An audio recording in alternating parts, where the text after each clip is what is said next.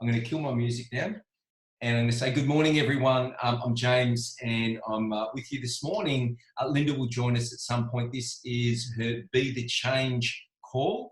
And I was just explaining that I was on the Eric Worre GoPro Live World Tour this morning. It started very early. It was at 5. I did not catch the starting session. I did tune in right at a time when I caught one of my favourite speakers and good friend, Fraser Brooks, speaking. And he's in Dubai. He's stuck in Dubai, I could tell. And the back shot of his video, because he was video streaming into this conference, was of the hazy desert Dubai-like skyline. But Fraser started with this. He started with one of his favouriteest things he does. I'm not going to do it, but it made me thought, bang, I love Fraser, and this is why. Because the first thing he did, he got us in state. And those of you who've seen Fraser, if you've been to our game plan, you certainly have. Those of you around anyone who's on the internet, you've seen Fraser Brooks. And he starts with, well, let's do Fraser's thing. All right, we're going to do Fraser's thing. And he does his thing, and this is what he does to G himself up. He claps really fast 10 times. Good morning, Rebecca Hitchcock, all the way in New Zealand, buddy. All right, so we're going to do that, right? It's just crazy. There's no like rhythm, there's no music, there's no countdown to it. We're just going to go. Well, I'll count us down from 1, 2, 3. So we're going to clap as fast as we can. Ready, set, go. Boom. That feels good, right? Now, Fraser starts every talk he does on stage and all of his more, bigger talks he's doing online with something like that. And you may not know why. It might be crazy. It certainly gets your attention, because when you clap like that, your hands get a little bit zingy. You stop thinking about the kids or the washing or, is this happening or not? But the big picture on it as well is it's a state management. And I will always want to start with this. Our state, Tony Robbins talks about the triad, how our physiology has a big determinant on where we're at, right? Our thoughts, our attention, our energy, whether we're going to snap at the kids or our partner, or whether we're going to say, hey, I've missed you in the last 5 minutes, let's have a cuddle. Because your kids can come every 5 minutes and it's been like a reunion, right, sometimes. So that state management is going to be how you show up. When we talk about posture, when we talk about how you're showing up in that posture, often it comes back to, I think, it's, where's your physiology at? Where are you being? So for me, I just love opening up my chest. And this is something that a wonderful healer, has taught many people, me included. But literally, you just breathe air into your heart. And you can just get in and touch your heart and do that. So we've done our clapping. If you want to do a couple of open chest sort of stretches, and that's going to really bring your state on. And then that feels good, doesn't it? And then, this is one of my favorite ones. We'll really go there, and we're going to just get our upper shoulders, because I sit in this chair. This is a good one to do through the day, but we'll do it now because it'll get us in state. So we stretch our arms out, fingers. I've got the Band-Aid on there. It's a result of being with the kids, right? Straight out. We're going to grip our fingers back like little ninja fists, little ninjas. Thumbs are still up. We're going to bend at the elbows all the way back, and your knuckles going to go on your temples. Then you're going to touch your elbows and pull them back. And touch them and pull them back. Touch them and pull them back. Touch them and pull them back. Couple of them. Oh, I'm going to go for a couple more because that feels so good. And you're just literally, you're realigning your upper back, your shoulders. How good does that feel? Now, that's state management, right? You feel better from that. And I loved seeing that from Fraser this morning. The first thing he does, and he's a man of routine, is we go with state. We're going to get in with our state. What else? Then, we'll talk it through the triad. We've got our state management. Then we've got, where are my thoughts? Where are my thoughts going? What am I focused on?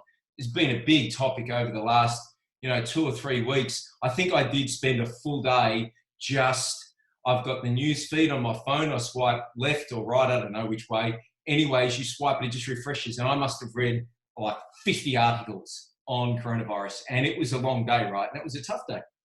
I managed my state enough, but I certainly didn't manage the input that I was giving myself, where my focus was going. And, things like this morning with the GoPro Academy, picking up 5 minutes of motivation, however that may look, that's going to change what we're thinking about. It's pretty simple stuff, right? It's not rocket science. It's not, I'm going to talk only about this today, but we want to direct our attention towards positive things, towards love, towards things that are uplifting, towards whatever it is, motivational quotes. If I look around our office, I've got pictures of family, I've got a big picture of the world, makes me think about travel.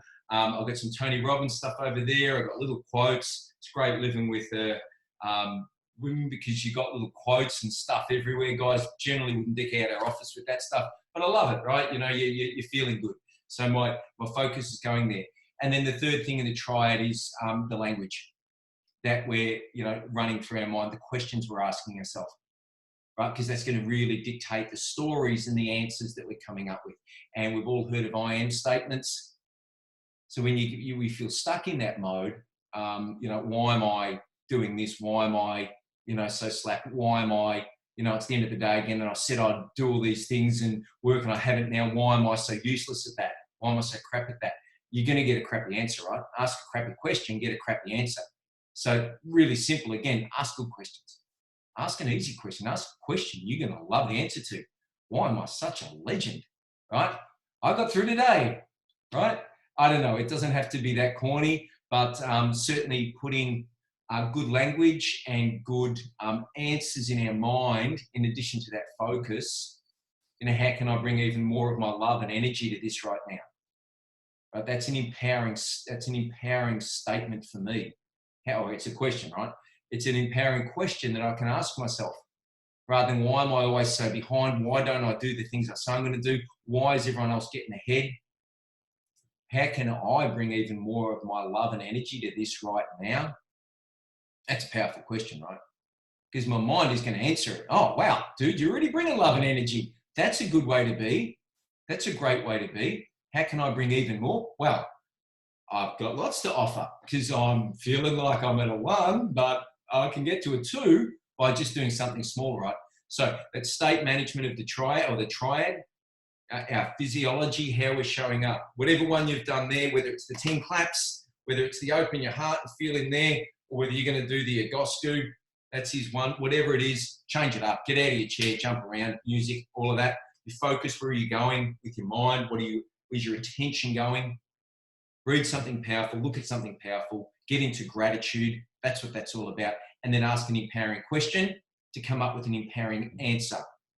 We've got our triad set. Right, so we've started. I didn't know I was going to lead with that, but I was thinking through that GoPro World Academy tour this morning, and it's how Fraser started. Yeah, and then we had, Les Brown.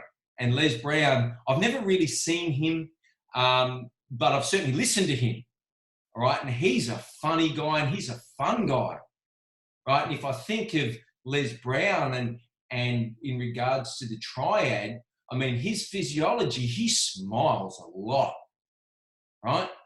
Try being shitty when you're smiling. It's harder. You can still do it. Like I've proved I haven't. I know people like you can smile and be, in a bad mood, but it's very, very hard. You have to work at it. All right. Les Brown, he's like smiling and he's chuckling. He's cracking himself up. Like literally he's laughing. I'm going to take a leaf out of his book and laugh more. He talked about getting through adversity.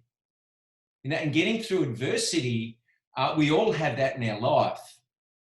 We all have that. Every single one of us tuning in here, listening to recording, we've all been through something at the time was like, oh man, I didn't sign up for this, or I don't want this, or this is painful, this is horrible.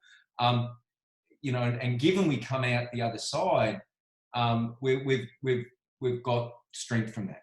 We've got growth from that. We've got character from that. That's experience is going to build us is in that way. And Les talked about adversity. He talked about being told he had stage 4 cancer. And then the doctor So he said, that's not the worst news. He said, what is it? He goes, well, you're one ugly dude. And he cracked himself up, right? And Les went, you know what? Well, that was good because he changed my state. He changed my focus. So this is, I love seeing the best of the best of the best and how they're applying this, because these principles are simple and these principles are timeless. And if we can catch ourselves, we get to start to embody them, start to live them, start to do that. And the way that we can do that is by observing others, having an awareness. And Les Brown wanted to talk about being the best version, being motivated, getting through adversity. It's going to help us do that. We had Tony Robbins on there, and I don't even know what Tony said. I just like his voice and his energy comes through. I'm staring. He's like got his pool in the background and the ocean behind him and a swaying palm tree. And I'm like, man, it's hard to feel down when you're listening and looking at Tony, right? It's awesome. And it's Tony. He personally taught me. He personally did teach me that triad. And I don't know of anyone who will go to for state state change advice or whatever it is. And he obviously spoke into that.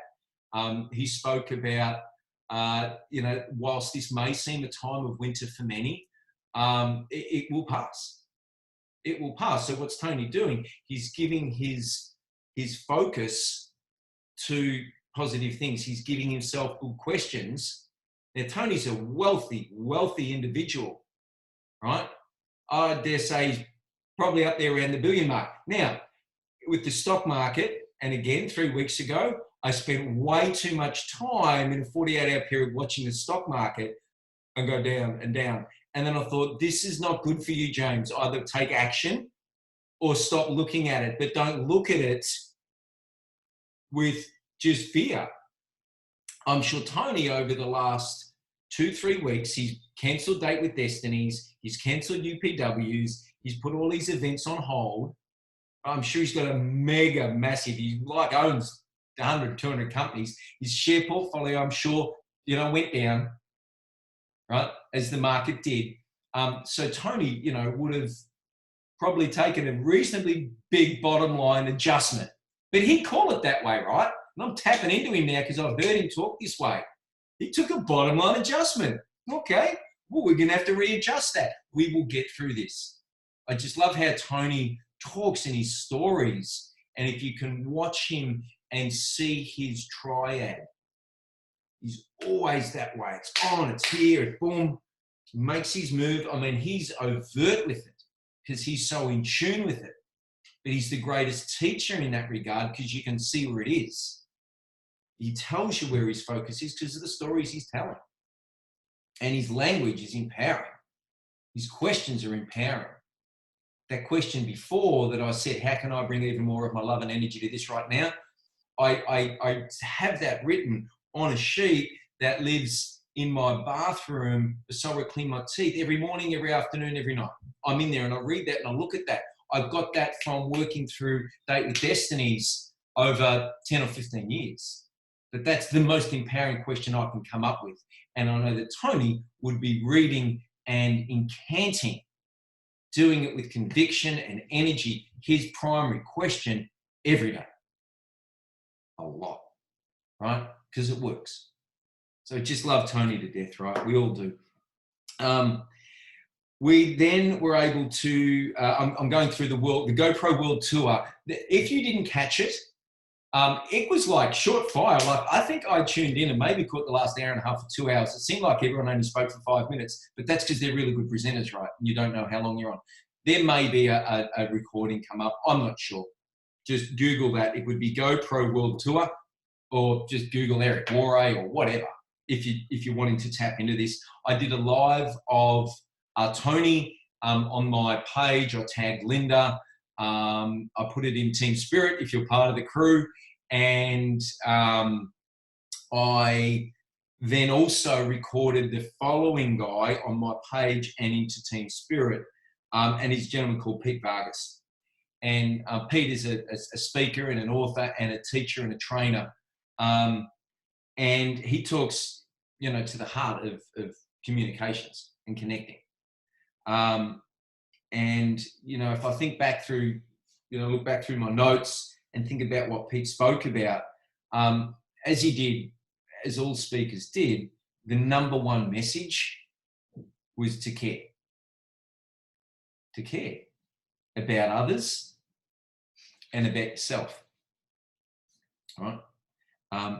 If we want to connect with people, we've got to care. It's just, that's it. That hasn't changed. It's maybe more important now. And if we want to put, shape around how we may take what we perceive as, what we have, our opportunity, in whatever regard that is, you're going to get to do that when you care about others. And on my live this morning, I saw some names pop up, old school buddies and some people I hadn't thought about in a long time. And I thought, okay, this is interesting because they'll be seeing and hearing network marketing and MLM. And like, I got a bit of that, oh man, they're going to know. That's okay. I've got a message that I want to share. I'm the messenger. And if they're open to it in whatever realm. So I started to think, these messages and these lessons and these stories, clearly they apply to us in our everyday life and in network marketing. They can be applied everywhere though, right? And Pete Vargas talking about story, you can apply that to anything in life. One of my buddies that tuned on was in real estate. He's got a real estate company. Now, could he take the lessons that he learned? Could he take some teachings and apply them to himself and his team? In a heartbeat. Because the first one was you want to connect, big picture, connect, communicate with compassion. That was his 3 C's. He had 3 C's. I'll go back to my notes. I was summarizing, and I had a dear friend call me just as I was about to jump on the line. I love hearing her voice, so I did that. She really uplifted me, and so I didn't have my notes fully completed. But Pete talked about connect from the heart, win their heart, communicate with compassion. So he talked about 3 C's. The 3 C's, this is it. This is one I want to go back to my notes. The 3 C's not to do in communication. And he said at this point in time and with MLM, but this applies to at this point in life ever with anything, I think, personally. Don't be cheesy. First C of not to be, don't be cheesy. Like, it can be fun, but geez, you want to own cheesy, right? That's a fun American term. If we've got any of our American buddies on or listening, I love that American term. It is so cheesy in itself, right? But yeah, don't be just be a little bit more real than, hey, how you doing, right? Don't, the next C, don't, this C, cut to the chase. Don't cut to the chase, just be right. Hey man, now I've got your attention, I've got something for you. That is not the way to approach people about your business during coronavirus isolation. And I think that's not the way to approach people in life. Maybe it was, and maybe just we're entering a time in our history where we're going to come out of this and we'll all have remnants of this with us, and we will have slowed down permanently in part of ourselves. And I think that will show up in how we truly communicate and our relationships. We'll slow down and get to know people that bit more. So number one was of the don't do's in communicating. Don't be cheesy. Don't cut to the chase. Hey, I've got something for you. And don't lead with cash, meaning don't say, hey, you can make some money. Don't tell people that you've got something that you might think they need to hear that may or may not be realistic. Don't try and say that, because people will have their mind in many places. All right? So they're the 3 C's of not what to do. I'm not going to focus on them. I love to focus on the good. The 3 C's, or the 3 lessons, and I think I might run out of C's here. The 3 lessons, and what Pete Vargas went through, was connect from the heart, win their heart, and communicate with compassion. Goes back to the overriding message I said every speaker spoke to, which was care. Care. And that's it. Like, maybe that's it. Maybe that's all there's going to be. And you think, well, James, I've only got so many hours in the day and this and that. I think that way. Maybe you don't think that way. I think that, well, how can I just care about people nonstop? That's, well, if I'm intentional on putting myself out there in relationships and conversations, can I connect with people and care with where they're at? Absolutely. Do I have to just listen? Can I be a sounding board? Different, right? Can I be a sounding board?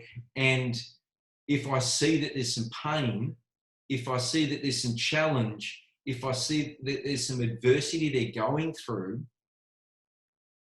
can I be a little bit more of a sounding board? Can I be someone that may be able to offer them some feedback on that? Absolutely. And that's going to come back to how you manage your state, your posture that you have, and being a trusted, caring person. All right. So letting them know you really see what they're going through. That's the first step. We're going to care and we're communicating. We're going to see where they're at and really know that. And it may be really quick and easy to jump straight into, well, I've got a solution. We're not going to do that, right? We're not going to be cheesy. We're not going to cut to the chase. This is crazy. It's part of me that goes, I love listening and talking about this, but this is about being human, right? This is about, it's crazy. I'm 48 years old and I've got to learn from someone on how to communicate with people. Maybe we don't, right? Maybe we've just got to be there and be ourselves and the rest flows and the rest follows.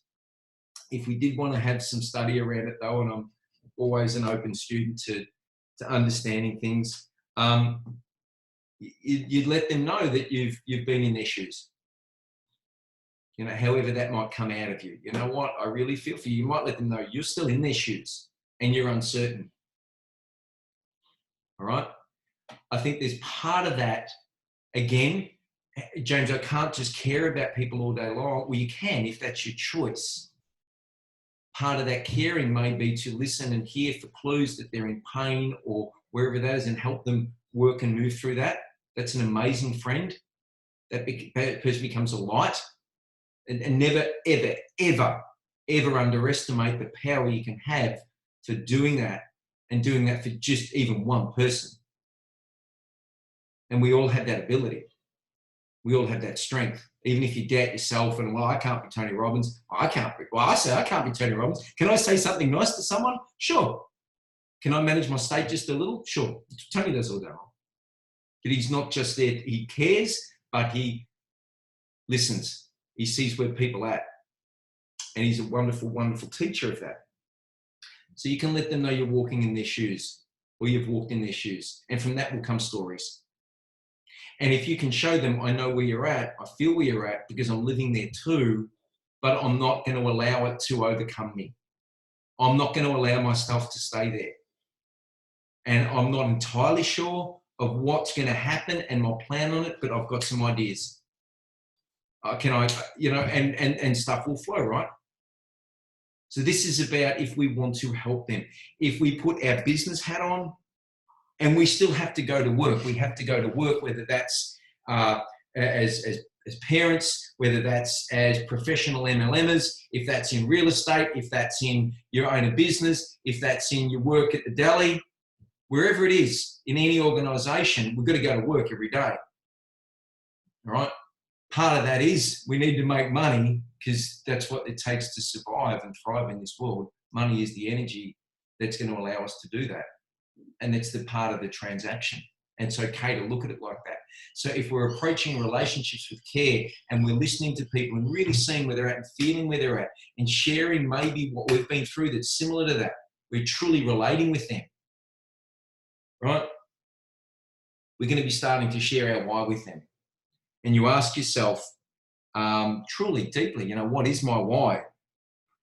And you want others to see themselves in your why.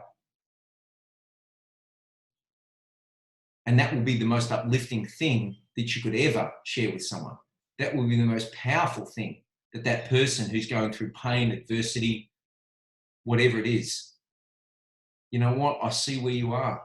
I've been there too. I know how hard it is. I remember not having even $5, having to catch the bus and not pay for the ticket because I didn't want to spend the $2 and sitting there anxious, hoping I didn't get caught on the bus without a ticket because goodness knows if I can't afford a ticket, I can't afford the fine. But you get on and you'll get off at the other end and you'll do what that is, whether that's work or whatever it is, but I've been there and I know, and I get it. I promise you, you will grow from this. There will be a time through this. You will get strength from this. And the key to it is understanding that. The key to it is you've got to find yourself a way and a vehicle to get through that. And I don't know if what I'm doing might work. Who knows? I'm just new to it myself. But geez, I'd love to share something with you. No one's going to turn around and say, dude, you cheese ball. Are they, right? No one's going to do that. So if people can see themselves in your why, that's what I'll go back to. I missed that point a little, I think. Because I'm learning this myself. I loved Pete Vargas's framework, right? I'm rereading this. Ask yourself, what is my why? Why am I doing this? Why am I doing this? Why am I doing this? I want to be around my family. I want to build dreams for them. I want to build my dreams. I want to see people uplifted. I want to get the phone call I did at 8:52 from my dear friend Mary. I'm not sure if she's on. She's not yet. From my dear friend Mary, who said, hey, I just really want to thank you for the message you sent me a few weeks ago. I just loved it and I haven't got back to you yet, but I'm just ringing to say thank you so much. I want to get messages like that because they fill your heart, right? Now that's my why. To build a future around that. What I do, what we do, what Linda and I do inside our organisation, our Juice Plus, we will never stop. And I think through that, okay, well, if we make the money, pay for the house, got the stuff, got the income, then what? Well, what do you do in life? Do you just travel? Do you just go play golf? Do you buy like fancy clothes? Well, how long do you do that for before it gets pretty boring? Well, you travel a lot, you travel better. Travel first class, and I'm cool with that. I want first class travel. I want to travel like I live. Right at home. I've got a beautiful home. I've got a nice car. I want to travel that way. But we still travel, 3.5-star Airbnb. I want to, this is part of my why. That's exciting. But truly, we'll be in this, doing this forever because it's the juice. To see people uplifted, to see people connected, to see people inspired, to reach in and lend a hand and draw people up. What's going to get me out of bed in 10 years and 20 years and 30 years. I look around at some of the leaders in our organisation who've been around for 30, 40 years, and I'm so inspired by that. They're still showing up. They don't need the money, or they're not doing it for the money. They're doing it because it's their juice. It's what lights them up, because they can see that helping others, it's the most powerful thing we can do, right? And when we share our why and others see themselves in your why, then that's the true connection. And then you're communicating with people, right? Now you really are. And whether you're selling houses, selling florists, selling Juice Plus, selling business opportunities, selling advertising space, whatever it is, selling yourself to your kids that it's good to eat broccoli and go to bed on time. Right? We tell our kids, we tell them stories. Eat your broccoli. It's not eat your broccoli because it's like full of like 103 nutrients and vitamins and it's green and it's good for you and it comes from Mother Nature. Kids don't care about that. If you tell them, hey, you're going to be fit and strong because we're going to need that for when we go and kick the footy tomorrow. Oh, now, okay, I'm into that story, Dad. Yeah, I like that one. Right? We've got to paint people into our picture. We've got to paint them into our why. We don't have to. But when we do that, people join us. And if you've got something powerful, if you're on a mission, if you believe you've got something to share, now you're starting to build a tribe. All right? So, that's what I sort of got for you this morning on that front. I'm going to just turn over here. And Linda's, she's in the office with me. I think she came in. She said, honey, can you start the call? And 30 minutes in, I love it when she comes in. She doesn't even do anything. She goes, well, he's talking. I'm going to let him go and see how long it goes this morning. That's what I got out of my morning, gang. I would normally do a 30-minute call. Linda's like, she talks for an hour. You want to come say hello? I've called you in now. She's got a Dream Believe t-shirt on. She looks gorgeous. So she'll come and say good morning to everyone. Good morning, everyone. I loved everything that you said. I needed all those reminders today. Good, Hey, hey. Trace. Hey, Trace. I love that, guys. Yeah, I really need to manage my state at the moment, and dig deeper. We're going to have so many layers of needing to do that, and the thing that I bring now to that, instead of wanting it to be different and trying to achieve through it, I have more compassion for myself, which is a new thing for me in recent years. So for me, compassion is a really important part of that. Oh, yeah. Maybe that's the point I'll go back to, just to sort of reinforce on this one. And look, you had it written down. I had it written. The number one message that everyone on this call this morning, and if we put our business hat on, we say we know this, it's care. Care about others. Care about others. Under that I wrote, I care about yourself. You know, that's paramount. I think looking at many of you on the screen, a lot of mamas, I'm sure, you are world-class carers. World-class carers at another level, more often than not for other people, right? The little people in your life, maybe your partner too, however that is. You got to leave some time for yourself in there, right? It goes without saying. And if you want the fundamentals of it, if we know that caring about others and being compassionate, having empathy and seeing where they are and putting ourselves in their shoes and letting them hear our adversities and our stories, painting a picture of our why, will bring them into our world where we can give them a chance to be inspired and learn and grow. Yeah. Why don't we do it for ourselves, right? We're the most important person to communicate with at that level. We got to do it for us. If you're not in love with you, if you're not on your mission, if you're not buying into your why, it ain't going to happen. I mean, how simple is that one? James is on fire today. I need to get out, move aside. All right? You got to. I love this. I love the Dream, Believe, Achieve tickets. Well, you know, I feel inspired at the minute. Trace, you know, I'm going to get you one, honey. I feel good. You know, I mean it. My why would be, it's very simple. I am around my family.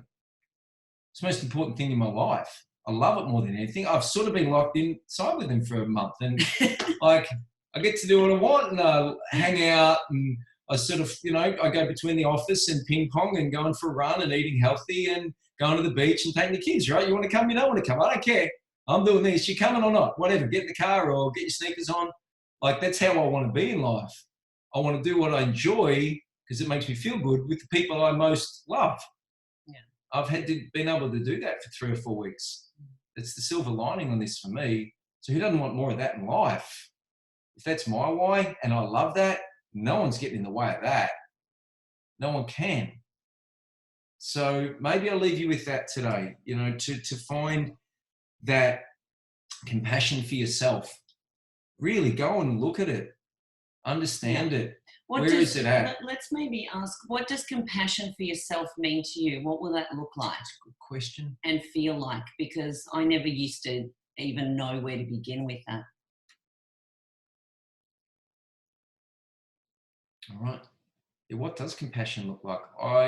It's not easy. You know, I'll be vulnerable here to say yesterday Hi, Peter. It's so nice to see you. I missed you. Hey, Mama. Yeah, what even is compassion, especially when we are playing so many roles that we're not turning inward. We play so many roles with hats looking outward and taking care, and it can be challenging to look inwards and to put that hat on for ourselves and go, what does this mean for me? So no negative talk. Yep. Trace has said, Peter, you're a bit like me, that what even is it? And I'll talk through that a little bit. Claire, kind words, because we know, you know, the self-talk can be so mean. We've all kind of got that inner mean girl, that you know, that beat yourself up guy internally. When I started looking at compassion, first of all, why compassion? And to tell a really, really quick story here, one of the most impactful times of my life when I just got it at a whole new level was I had the honor of being in an intimate group there was about 200 of us in Whistler in Canada. And you remember this. I just came back at 2 a.m. to the room because James wasn't a paid up platinum partner at the time. So he came to Whistler, came to Canada. He had to slum it at the Ritz-Carlton. I had so much self-love and compassion for myself. I skied every day. Like every day my mind was blown. I'm at Whistler Blackcomb, and it's like I'm a bit of an introvert. I do love people, but I love my own company. And so I skied like 16, 20 runs a day. I didn't have to wait for anyone, ask anyone, where am I going? It was like that run, have a coffee, bang, next one. Anyway.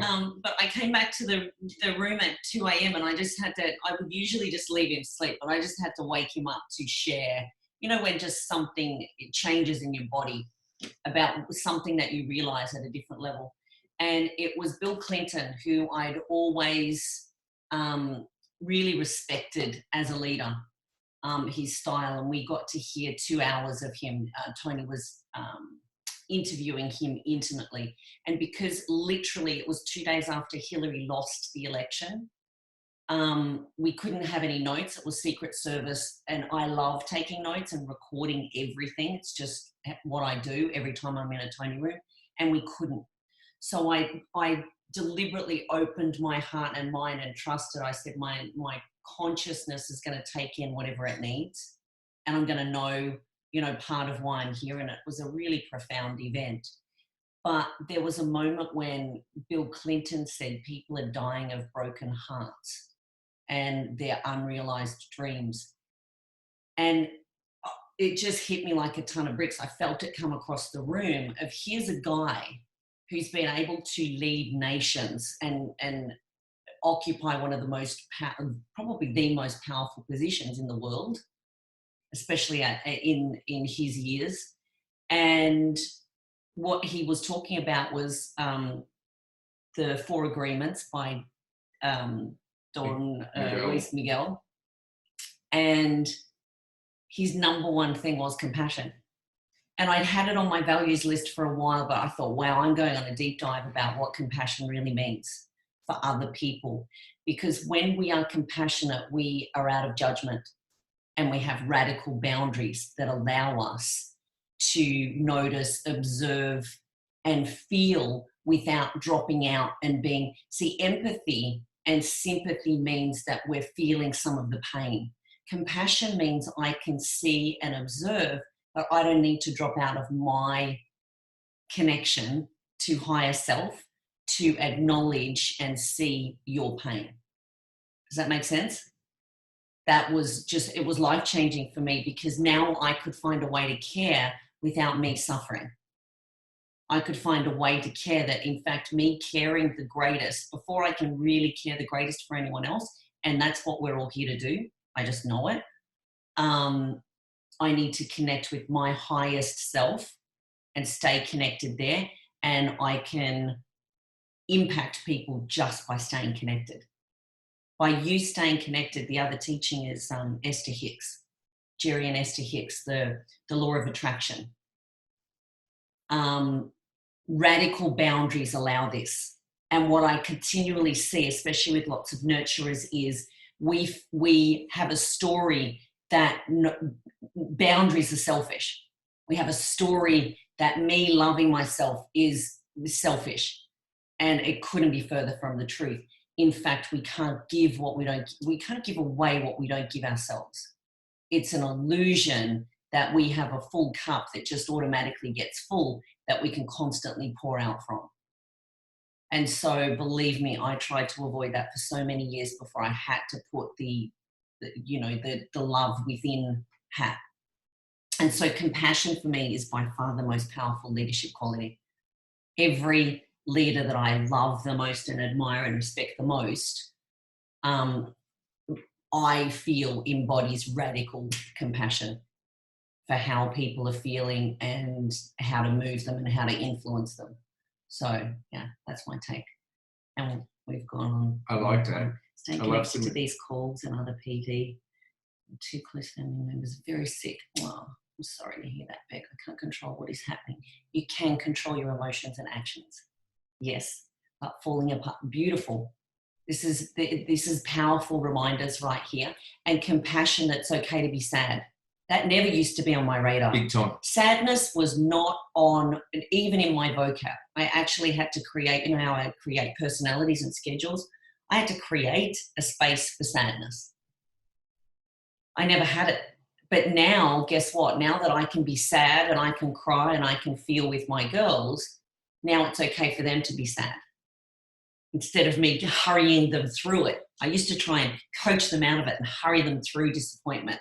Like, oh, that's okay. Here's the positive. This is what's great about this. And it glosses over. It doesn't allow them to feel and acknowledge. I made so many emotions wrong because I didn't like them. So life becomes one-sided and it's not reality. It's still there. So if we look back to all the calls that we've experienced, especially the John Amaral call, we must feel the emotion and move through it. Not be scared of it, just move through it and totally understand and appreciate and embrace the purpose of all of the range of energy. Not to live there, but to move through it and feel it. So if we're sad, cry. You know, if we need a hug, get a hug. If we do something that just takes care of ourselves and allow time and space to be sad, that was the most loving thing I could ever do for myself, was to begin to feel and move through emotions. We cannot stuff them down. That's what I was trying to do. So I really love that, what you've given there. Beck, you know, you can just, yep, this is how it is for today. And tomorrow's a new day, right? Tomorrow's a new day because yesterday I was quite up and down yesterday, and I'm still sort of here this morning, but I'm okay with that. I'm not going to force it through. Just going to show up, be real, be vulnerable, you know, look around, who needs what today, what's my absolute, you know, musts that I've committed to, and I'll 100% show up for them, but I need a break out in the sunshine today. So one of my favorite questions for compassion is, what do I need right now? What does my body need right now? What does my heart need right now? And if I do nothing else in the morning, when I'm having a shower, that's my time for my ritual of checking in. Sometimes it's 3 minutes, but I really notice it when I don't do that. Now, you see that I'm so pragmatic on all this. I love that. And I'm so glad Linda jumped on, because I think maybe I went not too strong, but maybe I didn't stop and check in and ask, you know, who's feeling, you know, great, and who's feeling some other emotions that are going on. But what I just observed in Linda, and going back to what I explained this morning, was, you know, what was a triad? Did you see what Linda did there? To do that, she felt her heart. And I know this because I know Linda's patterns, right? She felt her heart, and her focus was on, I've got to self-love, and her question was, how can I be compassionate? It's as simple as that. It's as simple as that. And allowing yourself to be that is obviously what we're talking about here. But the framework, if you can see it, of that triad, that's the lesson. That's how we grow. If you can observe that in others and in great leaders, right, then you can start to see how you can apply it to yourself. And I'm not suggesting for a second, Rebecca, that you would, you know, dip to a point that you went in a hole and after day and anything like that. That can happen to people, right? That can happen, and I know that because we've all had days where it's like that. And at that point, that I'm sure that serves us in some space. But being compassionate to yourself then, and having a tool or a way to observe that, and if you're aware that a more empowering state or a more compassionate state is needed, right?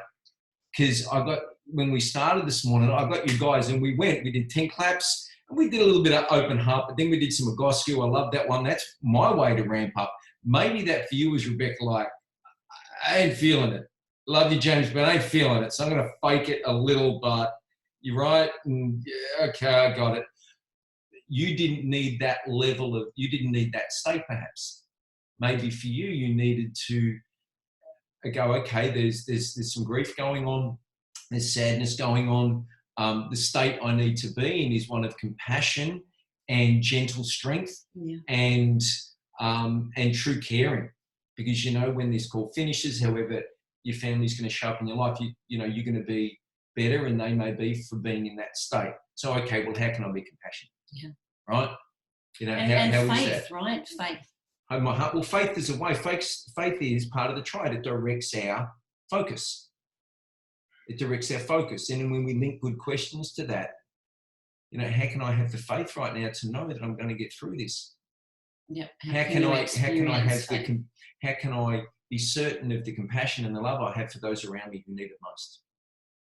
And giving yourself a state, some cues on that, and some ways for you to feel that compassionate state, that might be something. And the serenity prayer, you know how we talked about a menu of feeling these ways, a menu for joy, a menu for, we did the mood meter earlier, you know, a few days ago, of if I'm at a 2 today, I'd like to be at a 5. Like a 5 sounds reasonable. What would that be? Contentment, peace, you know, feeling lighter. And what would that look like? What tools do I have available to do that? Because sometimes when you're at a 2, you don't feel like doing star jumps and all that kind of stuff. Sometimes I really have to show up. But generally I like to move up that scale, you know, give myself an hour and move up the scale quieter. So it could be things like, you know, the serenity prayer, or even that incredible message that Tony Robbins put out, that we've highlighted a few times on these calls, when people are really having a moment. It's just that beautiful reminder of faith. Every day we go out on the road and we trust this little white line in between cars coming head on to us and us driving this way. We have faith that we're going to be okay. We have faith in the resilience of humans. We have faith, and we see the good. So I'm reading that quite a lot. You know, same with the other one of, you know, and people read books and they went inside and they had quiet time and the streets were quiet, and, you know, there are real gifts, and for the real breakthroughs right now, we need to have some of those dips, right? Can't be all party time in isolation. We've just knowing that part of it is that journey, you know, and not making the dips wrong. You're all doing amazing. I love our community, and thank you for doing today. It's okay. I knew you would. I'm not cheap. I'll give you my invoice. In the zone after Les Brown and everyone else, which is awesome. So thanks everyone for tuning in and being on. And remember, we've got such beautiful training going on across our community. If you're in our Juice Plus community, we've got